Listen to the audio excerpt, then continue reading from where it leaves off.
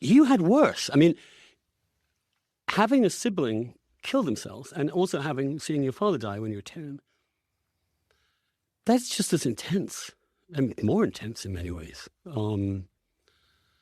I think you're beating yourself up too much. How so?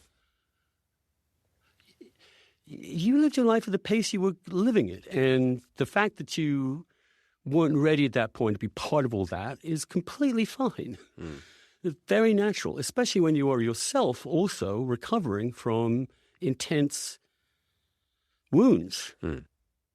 And I think protecting yourself as well is important. I agree with that.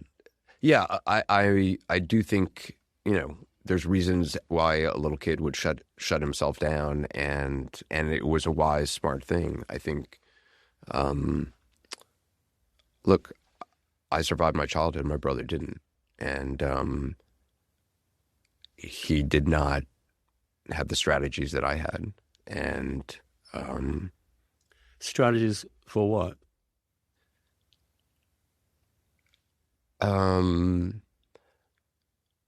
I developed strategies very early on after my dad's death of, just never asking people for anything, never asking for help, just very much in my head. I developed a very active voice in my head that would protect me that would keep me wary of everything and keep me safe.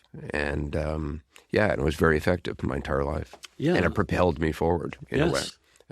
And so I'm glad I did that because it got me through and it propelled me into the life that I have. And I would not have the life I have if I did not do that. But you were dealing with three things. You were dealing both with your father, which is terrible, and then your brother, which is the suicide, and then you were also dealing with being gay as a young kid. Yeah. There were other 70s also, and 80s. My mom was very well known. She drank. Yes. There was that, and it was very frightening to be. My dad was such a present figure, and my mom was not early on. That to then suddenly at age 10 have my dad no longer there, and I had to get to know my mom really for the first time.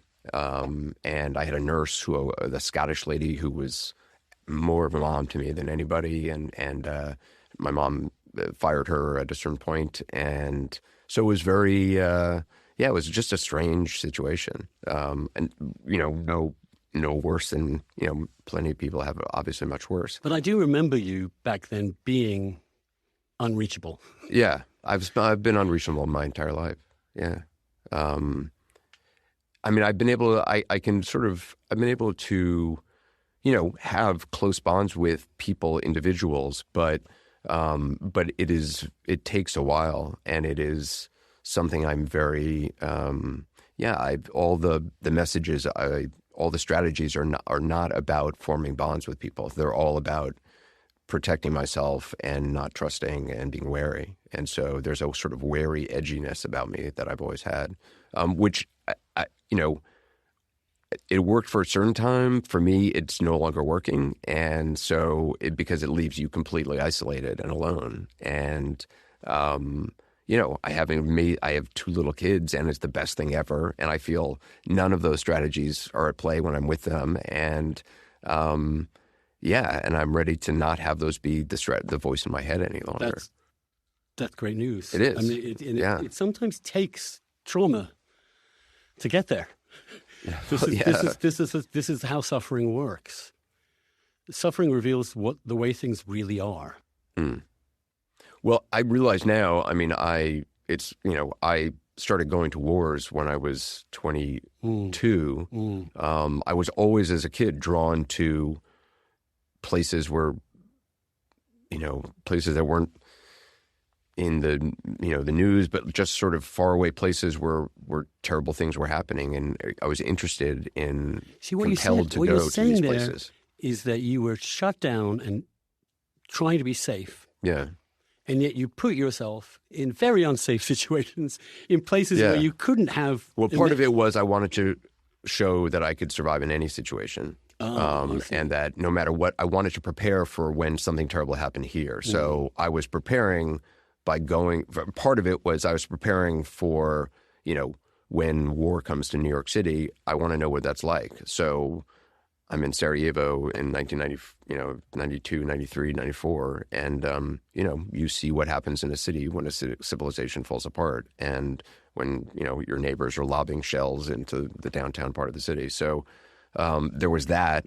But also I couldn't, it sounds so like psychobabble, but I could not look at my own pain, but I could touch other people's pain. And it was being in some of these places was so overwhelming that it knocked all my defenses, and I actually felt for people I was with, and it allowed me to feel. It was the only time I could feel.